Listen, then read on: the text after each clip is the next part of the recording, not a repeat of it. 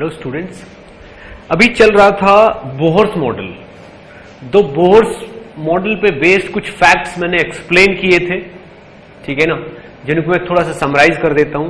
First postulate कि किसी भी न्यूक्लियस के चारों तरफ इलेक्ट्रॉन सर्कुलर ऑर्बिट में घूमता है, ठीक है ना, और ये सर्कुलर ऑर्बिट किसी भी आर्बिट्रेरी रेडियस की नहीं हो सकती, इनकी रेडियस फिक्स होती है, यानी कि इनकी एनर्जी की वैल्यू फिक्स होती है, ठीक, यानी कि न्यूक्लियस और पार्टिकल दोनों की जो मिलके एनर्जी होगी वो फिक्स होगी। एक ऑर्बिट की एनर्जी फिक्स होगी, दूसरी ऑर्बिट दूसरी टाइप की फिक्स एनर्जी की होगी जिसकी वैल्यू डिफरेंट होगी, next orbit next fix energy की होगी। अब इन एनर्जी की वैल्यूज के बीच की जो वैल्यूज है वो एग्जिस्ट नहीं करेंगी, मतलब पहली ऑर्बिट किसी एनर्जी की होगी, उसके बाद नेक्स्ट वाली ऑर्बिट फिक्स्ड है उस एनर्जी की होगी, उससे नेक्स्ट वाली ऑर्बिट नेक्स्ट वाली एनर्जी की होगी, तो एनर्जी लेवल्स फिक्स है, ठीक। तो ऐसे इलेक्ट्रॉन किसी भी आर्बिट्रेरी वैल्यू ऑफ एनर्जी के साथ रोटेशन नहीं करता, रिवोल्यूशन नहीं करता, उसकी एनर्जी फिक्स होती है और उसकी एनर्जी के कोरस्पोंडिंग ही उसकी ऑर्बिट भी होती है। ओके, अब सेकंड पोस्टुलेट, जब भी कोई पार्टिकल किसी न्यूक्लियस के अराउंड, जो इलेक्ट्रॉन है वो न्यूक्लियस के अराउंड घूमता है, तो उसका एंगुलर मोमेंटम mvr, ठीक, क्वांटाइज रहता है, यानी कि h/2π का इंटीजर मल्टीपल होगा, यानी कि nh/2π के बराबर होगा, ये होगा।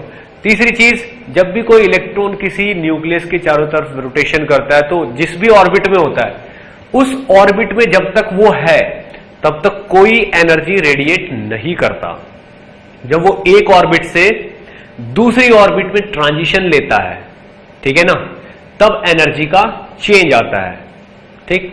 अगर वो न्यूक्लियस के पास आता जा रहा है, ठीक है ना, न्यूक्लियस के पास आता जा रहा है तो एनर्जी रिलीज करेगा, फोटोन निकलेंगे, और अगर वो चलते चलते कोई फोटोन कंज्यूम करता है या एनर्जी कंज्यूम करता है तो न्यूक्लियस से दूर चला जाता है, यानी कि हायर एनर्जी लेवल में चला जाता है, ठीक। तो ये एनर्जी के कंजम्पशन या एनर्जी के रिलीज की वजह से जो ऑर्बिट है उसका चेंज चलता रहता है, ठीक।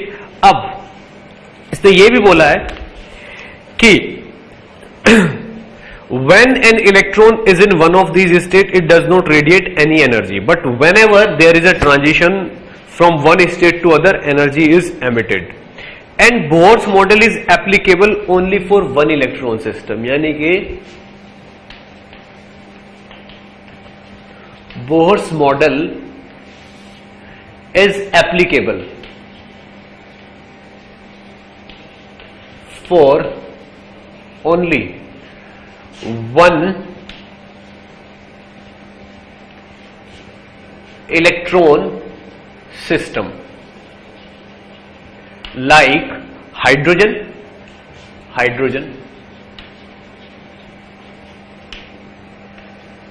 helium ion और लिथियम आयन एटसेट्रा, इनके लिए वैलिड है।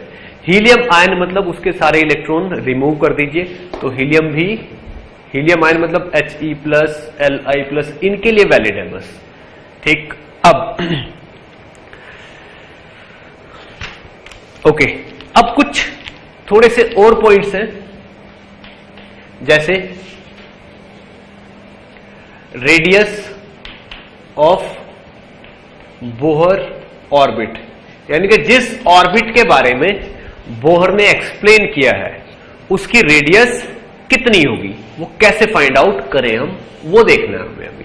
देखिए, उसने बोला कि ये न्यूक्लियस है, ठीक है, इसके चारों तरफ इलेक्ट्रॉन इस तरीके से डिफरेंट एनर्जी लेवल में रिवॉल्व कर रहे हैं।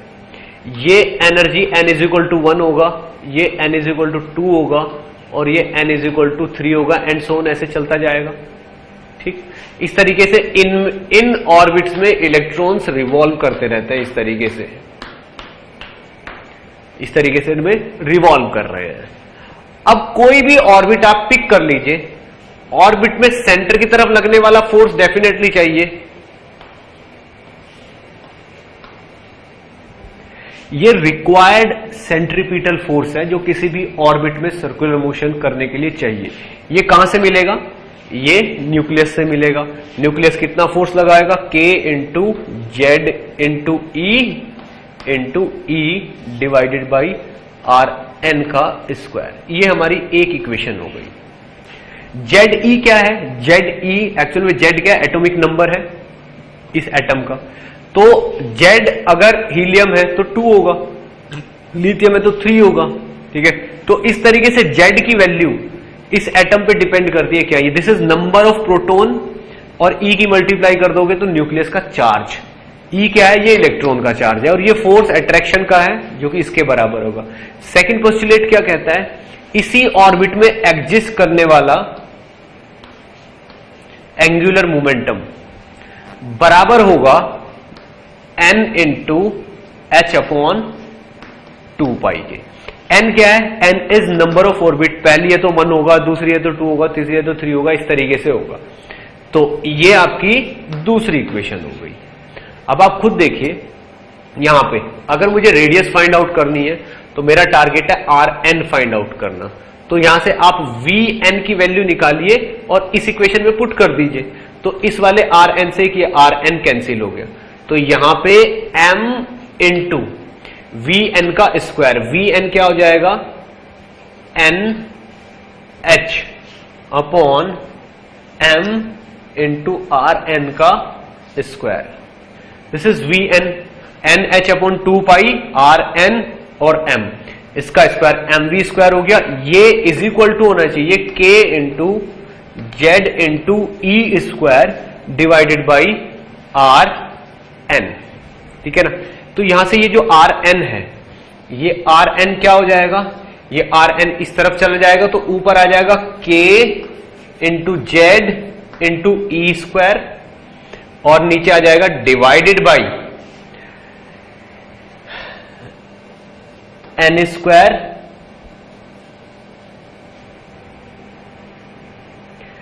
h square. एक Rn यहां पे भी है, और n स्क्वायर h स्क्वायर नीचे आ गया R की जगह, और यहां से m ऊपर चला गया और Rn का स्क्वायर ऊपर चला गया। एक m से ये वाला m स्क्वायर Rn के स्क्वायर में से m कट गया, तो ये वाली इक्वेशन आ गई। अब आप यहां से देखिए, इस Rn से ये वाला Rn कैंसिल, तो Rn की वैल्यू कितनी आ गई?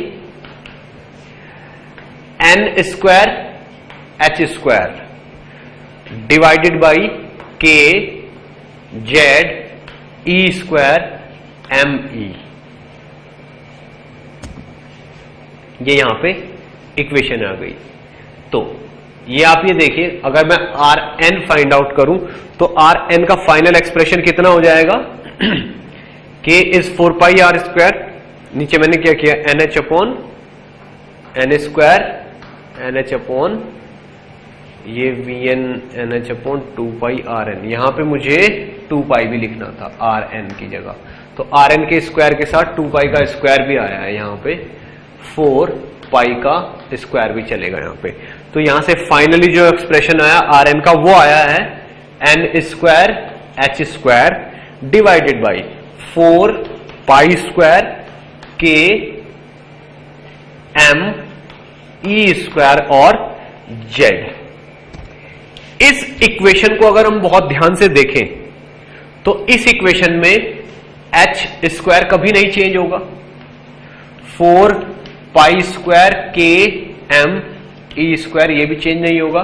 ब्रैकेट के बाहर ले लेते हैं n का स्क्वायर और नीचे z। ये किसी भी बोर ऑर्बिट की रेडियस हो गई। ये किसी भी बोर ऑर्बिट की रेडियस का फार्मूला है। अब फॉर हाइड्रोजन, अगर मैं ये चीज हाइड्रोजन के लिए प्रूव करूं तो हाइड्रोजन के लिए Z की वैल्यू तो 1 हो जाएगी, ठीक है ना, और N की वैल्यू, ठीक, और इन सब चीजों में H की वैल्यू में पुट कर देता हूं।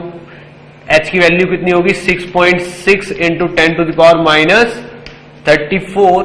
K की वैल्यू कितनी होगी? 9 into 10 to the power 9 m की वैल्यू कितनी है, मास ऑफ इलेक्ट्रॉन है ये, एक्चुअल में मास ऑफ इलेक्ट्रॉन होगा 9.1 into 10 to the power minus 31। बाकी सारी चीजें आपको पता ही है, E की वैल्यू क्या आ गई 1.6 into 10 to the power minus 19। तो इन सारी वैल्यूज को पुट करके जो Rn है आपके पास, Rn की वैल्यू आ जाएगी 0.53 into 10 to the power minus 10 Z square by N, N square by Z, N square by Z, ये आ जाएगी।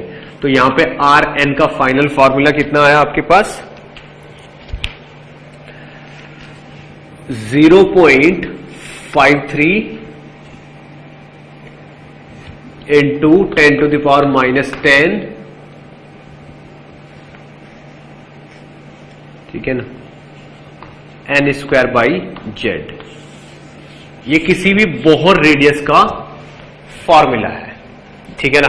इस फॉर्मूले से मुझे क्या पता चलेगा, अगर हाइड्रोजन है तो हाइड्रोजन के लिए जेड की वैल्यू 1 होती है, तो सीधे सीधे 0.53 into 10 to the power minus 10 यानी कि 0.53 एंगस्ट्रॉम हो जाएगा सीधे सीधे 10 to the power minus 3, and this is in metre, metre की फॉर्म में है ये, ठीक है। तो ये आपकी रेडियस का फॉर्मूला हुआ। अब किसी भी एटम की किसी भी ऑर्बिट की रेडियस अब इससे निकाली जा सकती है, ठीक है ना। मान लो हाइड्रोजन की सेकंड ऑर्बिट की रेडियस आपको चाहिए तो जेड की वैल्यू 1 डाल दीजिए, एन की वैल्यू 2 डाल दीजिए। मान लो लिथियम के लिए हम कैलकुलेशन कर रहे हैं तो जेड की वैल्यू आप 3 डाल दीजिए, लिथियम की सेकंड ऑर्बिट एन की वैल्यू 2 डाल दीजिए, आपको किसी भी इसकी रेडियस मिल जाएगी। R N is radius of Bohr orbit. जिस ऑर्बिट के बारे में बोहर बात कर रहा है ये उसकी रेडियस हुई, ठीक। इस फॉर्मूले को हमें हमेशा याद रखना है, इसको अच्छे से नोट करिए, फिर मैं इसके ऊपर कुछ एग्जांपल करूंगा, लेकिन उससे पहले कुछ मैं वेलोसिटी और एनर्जी के फॉर्मूले भी डेवलप कर रहा हूं वो भी।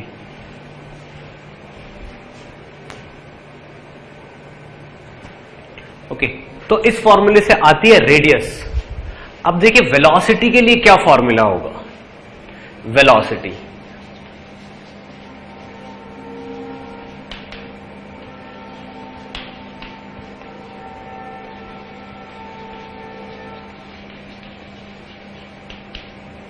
ठीक है ना। वेलोसिटी के लिए हम क्या करेंगे, m into V N into R N is equal to N H upon 2 pi, ये हम जानते हैं, वेलोसिटी फाइंड आउट कर रहे हैं हम, ये हम जानते हैं। तो यहां से वी एन की वैल्यू कितनी हो जाएगी, n into H upon 2 pi R N into M into R N, ये हो गया। अब आर एन की वैल्यू तो हम जानते हैं, तो यहां से वी एन की फाइनल वैल्यू जो निकल के आएगी वो कितनी आएगी, 2 pi K Z E square over N into H, ये वी एन की वैल्यू निकल के आएगी, जिसको हम लिख सकते हैं 2.161 into 10 to the power 6 Z by N, इतने मीटर पर सेकेंड, ठीक है ना। तो किसी भी बोहर ऑर्बिट में, ठीक है ना, वैल्यू कितनी होती है 2.16 into 10 to the power 6 Z by N. इससे मुझे यह पता चल रहा है कि जैसे जैसे पार्टिकल या इलेक्ट्रॉन न्यूक्लियस से दूर होता जाएगा उसकी वेलोसिटी कम होती जाएगी, क्योंकि एन की वैल्यू नीचे है, एन जो है वो नीचे है, ठीक। तो इस तरीके से यहां पे इस फॉर्मूले की हेल्प से हम बोहर ऑर्बिट में वेलोसिटी भी फाइंड आउट कर सकते हैं। इसको नोट करिए अच्छे से, फिर अभी एनर्जी देखते हैं।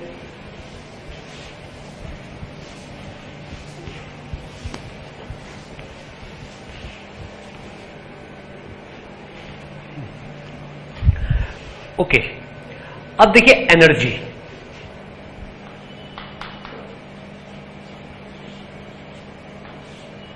Energy of Bohr's orbit. देखिए इसका मीनिंग क्या है, इसका मीनिंग यह है कि जो ऑर्बिट है उस ऑर्बिट में जो इलेक्ट्रॉन रिवॉल्व कर रहा है उसके पास कितनी एनर्जी है, ये मुझे फाइंड आउट करना है। ठीक, तो मान लीजिए ये न्यूक्लियस है,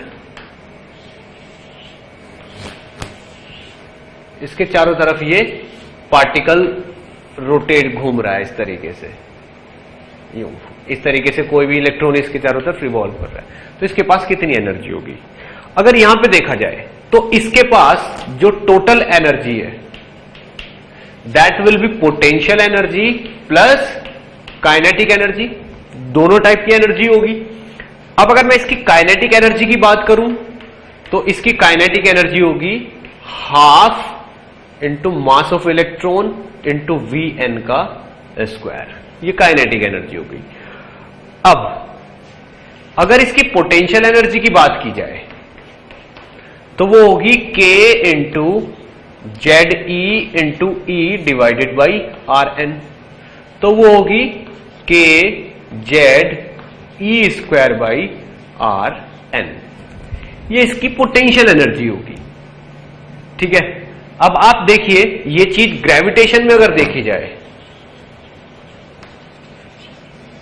ग्रेविटेशन में अगर देखा जाए तो अगर कोई पार्टिकल है m1 मास का, उसके चारों तरफ किसी ऑर्बिट में कोई m2 मास का पार्टिकल रिवॉल्व कर रहा है v वेलोसिटी से, तो इसका सेंट्रीपिटल फोर्स कितना होगा mv स्क्वायर बाई आर।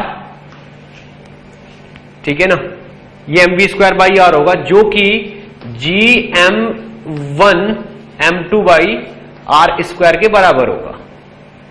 एक आर से एक आर कैंसिल कर दीजिए और दोनों साइड हाफ की मल्टीप्लाई कर दीजिए, तो इधर से आ जाएगा half M V square is equal to G m1 m2 by R with 1/2। ठीक, यानी कि काइनेटिक एनर्जी। अब ये चीज क्या है, ये तो 1/2 है and this is potential energy. तो किसी भी time kinetic energy potential energy की हाफ होती है अगर कोई भी पार्टिकल किसी ऑर्बिट में रिवॉल्व करता है। तो कोई भी पार्टिकल अगर किसी भी ऑर्बिट में रिवॉल्व करता है तो kinetic energy half into potential energy के बराबर होती है ऑलवेज। वही काम यहां पे भी होगा, इस पर्टिकुलर केस में भी होगा। यहां पे क्या होगा, अगर मैं M V square by R N की बात करूं तो ये वो फोर्स है जो सेंटर की तरफ लग रहा है, जो कि K into Z E into E divided by R square के बराबर होगा। तो यहां से आप देखो एक आर एन से ये आर एन खत्म और हाफ की दोनों साइड अगर मैं मल्टीप्लाई कर दूं तो यहां पे हाफ एम वी स्क्वायर किसके बराबर हो जाएगा, K Z E square divided by R N और साथ में 1/2। ठीक, तो ये काइनेटिक एनर्जी हो गई। अब यहां पे अगर मैं टोटल एनर्जी फाइंड आउट करूं तो that will be kinetic energy plus potential energy. ठीक, काइनेटिक एनर्जी कितनी होगी, half K Z E square by R N plus, अब आप ये देखो ये जो पोटेंशियल एनर्जी है ये जेड ई जो है, ठीक है ना, जेड ई जो है वो तो पॉजिटिव चार्ज है और ई जो है वो नेगेटिव चार्ज है। तो ये पोटेंशियल एनर्जी कितनी होगी, K into Z E into minus E divided by R N. ठीक है, तो ये एनर्जी नेगेटिव होगी। ठीक, तो एनर्जी क्या हो जाएगी 1/2 K Z E square by R N और minus K Z E square by R N, ये हो जाएगी। तो फाइनल जो टोटल एनर्जी हो जाएगी वो हो जाएगी minus K Z E square by R N. ठीक है ना, अब इस आर एन की हम वैल्यू रख सकते हैं, तो यहां पे total energy is equal to आ जाएगी यहां पे माइनस की 13.6 Z square by N square electron volt. Total energy किसी भी ऑर्बिट की ये हो जाएगी। तो किसी भी ऑर्बिट की अगर मुझे टोटल एनर्जी निकालनी है तो किसी भी ऑर्बिट की एनर्जी कितनी होगी, माइनस की 13.6 Z square by N square electron volt. ये एनर्जी निकल के आई है किसी भी आर्बिट्रेरी ऑर्बिट की, कोई भी ऑर्बिट ले लीजिए उसकी एनर्जी इतनी होगी। मैंने क्या किया, बस आर एन की वैल्यू डाल दी यहां पे, k is 9 into 10 to the power 9 and z is number, atomic number of atomic atom, मतलब एटॉमिक नंबर ऑफ एटम। ठीक, इस चीज को बहुत अच्छे से नोट करिए, फिर हम थोड़ा और आगे बढ़ते हैं।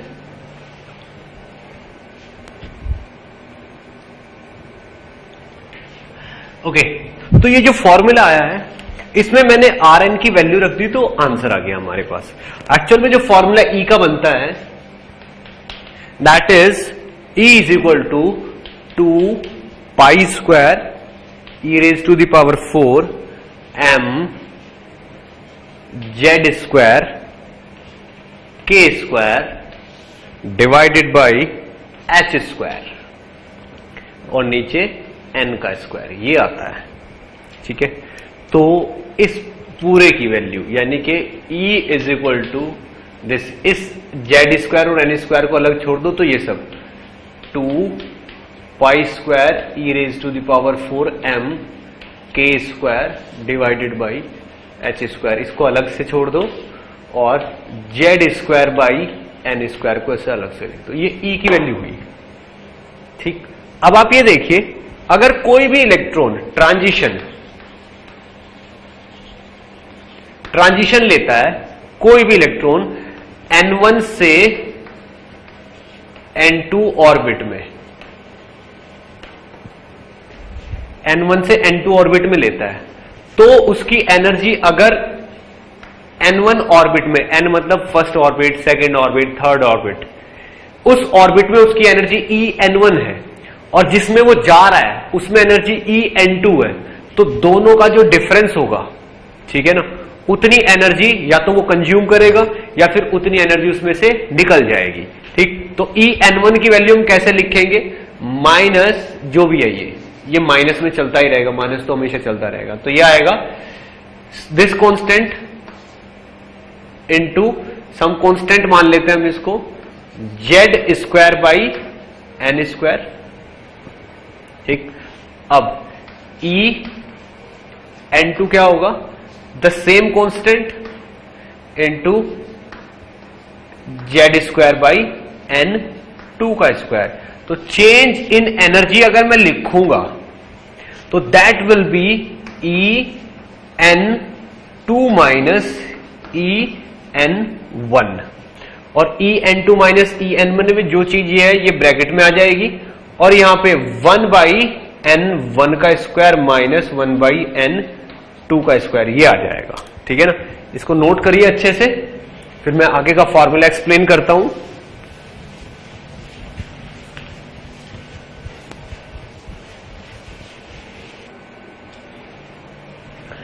ओके, तो यहां पे जो ये वाली चीज आई है, देखिए मैंने क्या किया है, EN2 माइनस EN1 किया है, तो यहां पे माइनस का साइन हम हटा देते हैं, तो कुछ चीज कॉमन आएगी, वो चीज आएगी 2 pi square E raise to the power 4 M K square और डिवाइडेड बाई एच स्क्वायर।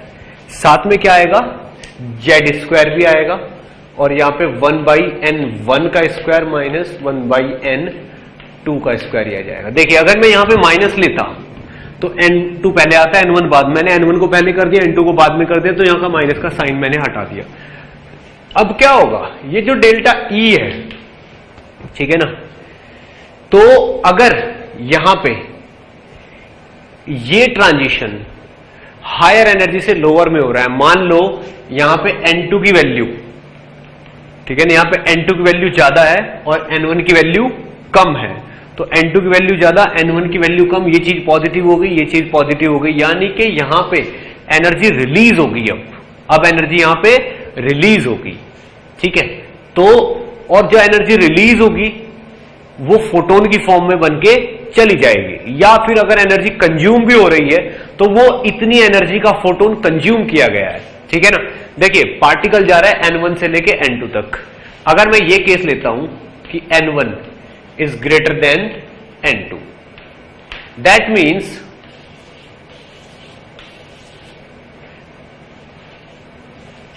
ये न्यूक्लियस है। इसका मतलब ये हुआ कि party N1 is greater than N2, यानी कि ये वाला ट्रांजिशन हो रहा है, ये वाला पार्टिकल यहां से इस ऑर्बिट में जा रहा है। इसका मतलब न्यूक्लियस के नजदीक जा रहा है, इसकी एनर्जी ज्यादा नेगेटिव हो रही है, ठीक है ना। इसकी ज्यादा नेगेटिव हो रही तो यहां से फोटोन बाहर निकल जाएगा। अगर N1 की वैल्यू ज्यादा है, N2 की वैल्यू कम है, तो एनर्जी का फोटोन बाहर निकल आएगा। सेकेंड केस, अगर यहां से पार्टिकल इस जगह से हायर एनर्जी स्टेट में जाता है तो दैट मीन्स वो कोई ना कोई फोटोन कंज्यूम करके तब जाता है। अब यही डेल्टा E है, यहां पे यही डेल्टा E है, ठीक।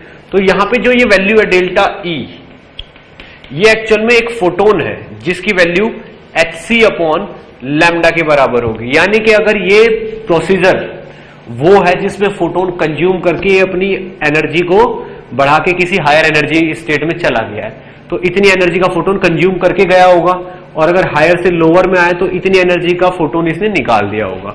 तो hc by lambda is equal to हो जाएगा आपका 2 pi square e to the power 4 m k square by h square n2 z square, और साथ में 1 बाई n1 का स्क्वायर माइनस 1 बाई n2 का स्क्वायर। ये हो गया। अब आप ये देखो, यहां से अगर मैं केवल 1 बाई लैम्डा को इधर छोड़ दूं तो h और c इधर चले जाएंगे, तो h का क्यूब और c हो जाएगा नीचे। तो नीचे क्या हुआ, h क्यूब और c, और ऊपर क्या हुआ 2 pi square e raise to the power 4 m k square, और साथ में क्या है z square into 1 by n1 का स्क्वायर माइनस 1 बाई n2 का स्क्वायर। ये पूरी चीज होती है रिडबर्ग कांस्टेंट, जिसको हम R से डिनोट करते हैं। तो R into Z square into 1 by n1 का स्क्वायर माइनस 1 बाई n2 का स्क्वायर, ये 1 बाई लैम्डा की वैल्यू होती है। और यही आपका बेसिक फॉर्मूला है। किस चीज का फॉर्मूला है ये, ट्रांजिशन का। यानी कि अगर N2 से N1 पे ट्रांजिशन होता है या N1 से N2 पे ट्रांजिशन होता है तो इतनी एनर्जी का फोटोन या तो निकलेगा या फिर इतनी वेवलेंथ का फोटोन या तो निकलेगा या फिर कंज्यूम होगा, ठीक है। अब रिडबर्ग कांस्टेंट की वैल्यू होती है 10 9 7 इंटू 10 टू द पावर 7, और डॉट यहां पे लगता है। तो ये रिडबर्ग कांस्टेंट की वैल्यू होती है into 7 metre inverse. This is called Rydberg constant.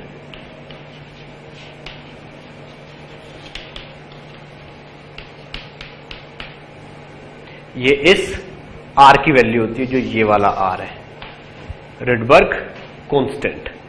इससे मुझे पता चल जाएगा कि कौन सी ट्रांजिशन से कितनी एनर्जी का फोटोन निकलेगा, ठीक। अब आप ये देखिए, मान लीजिए ये कोई न्यूक्लियस है और ये उसके चारों तरफ की ऑर्बिट्स हैं। ये n इज इक्वल टू 1, ये n इज इक्वल टू 2, ये n इज इक्वल टू 3 और ये n इज इक्वल टू 4, ठीक है। तो जो ट्रांजिशन हो रहा है, ठीक है, तो अगर इलेक्ट्रॉन इस स्टेट में घूम रहा है, एक फोटोन आके इस पे गिरता है और ये उसकी एनर्जी को कंज्यूम कर लेता है। जैसे ये कंज्यूम करता है डेल्टा E एनर्जी, तो तुरंत इसका ट्रांजिशन किसी हायर स्टेट में हो जाता है, तुरंत किसी हायर स्टेट में हो जाता है। उस स्टेट में जाके इसकी एनर्जी ज्यादा हो जाती है। पर होता क्या है, ये 10 टू द पावर -8 सेकेंड से ज्यादा किसी भी दूसरी स्टेट में नहीं रुक सकता, तुरंत वापस अपनी पुरानी स्टेट में आ जाएगा, लोअर एनर्जी स्टेट में आ जाएगा। हो सकता है इससे नीचे भी इसका ट्रांजिशन हो जाए, और यहां पे भी दो पॉसिबिलिटी है, पहले यहां आएगा ऐसे और फिर यहां से यहां आएगा, दो ट्रांजिशन भी हो सकते हैं। तो इस वाले ट्रांजिशन में, ये जो ट्रांजिशन है, हो सकता है इस ट्रांजिशन में एक फोटोन निकले, इस ट्रांजिशन में कोई और फोटोन निकले, इस ट्रांजिशन में कोई और फोटोन निकले, या तो दो फोटोन निकलेंगे या फिर एक ही फोटोन निकलेगा, ठीक है, या तो 2 फोटोन निकलेंगे या फिर एक ही फोटोन निकलेगा।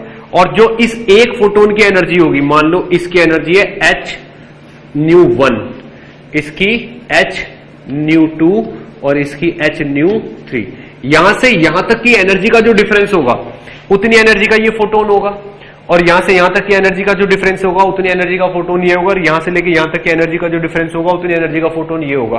तो यहां पे आप लिख सकते हो कि h-1 is equal to h-2 plus h-3, तो h-1 is equal to h-2 plus h-3। इस तरीके से भी आप लिख सकते हो इस पर्टिकुलर केस में। क्या चीज समझ में आई? और हो सकता है कि ये इससे आगे भी जाए, पर ये एनर्जी का लेवल कुछ और होगा। ठीक, इसको बहुत अच्छे से नोट करिए, फिर अभी मैं कुछ बातें और बताऊंगा।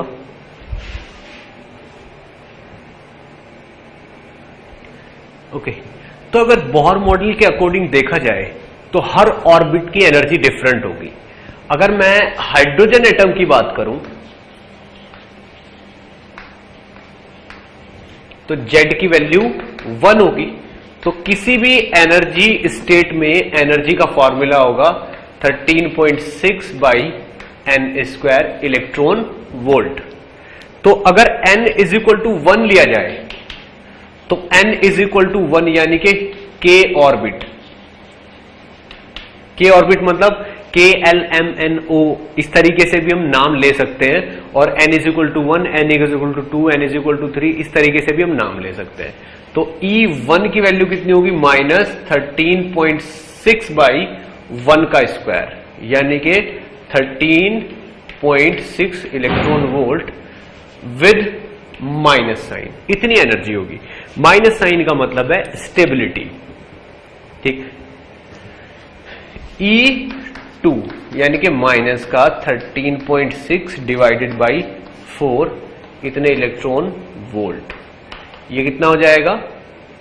माइनस का 3.4 इलेक्ट्रॉन वोल्ट।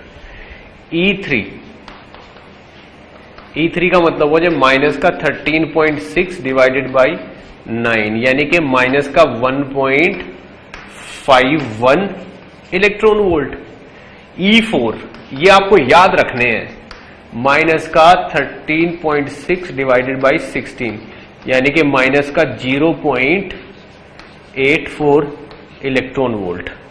ठीक है, और E5 यानी कि माइनस का 13.6 divided by 25 is equal to कितना आएगा? माइनस का अप्रोक्सीमेटली कितना आएगा? 0.544, 0.544 इलेक्ट्रॉन वोल्ट। ठीक, इन चीजों को आपको याद रखना है। हर ऑर्बिट की एनर्जी यही है। आप देखिए नेगेटिव में 13.6, हम यहां पे कह सकते हैं कि energy of 2 is greater than energy of 1, क्योंकि माइनस का 3.5 इज ग्रेटर देन माइनस का 13.6। तो सेकेंड ऑर्बिट की एनर्जी ज्यादा होती है फर्स्ट ऑर्बिट की, या ground state, this is ground state, इसकी एनर्जी कम होती है। ठीक, और कम एनर्जी का मतलब स्टेबल स्टेट, जितनी कम एनर्जी स्टेट होगी उतनी ज्यादा स्टेबल स्टेट है। तो ग्राउंड स्टेट सबसे ज्यादा स्टेबल स्टेट है। E2 is first excited state, first excited state, this is second excited state, this is second excited state. इस तरीके से third, fourth, fifth excited state. Clear?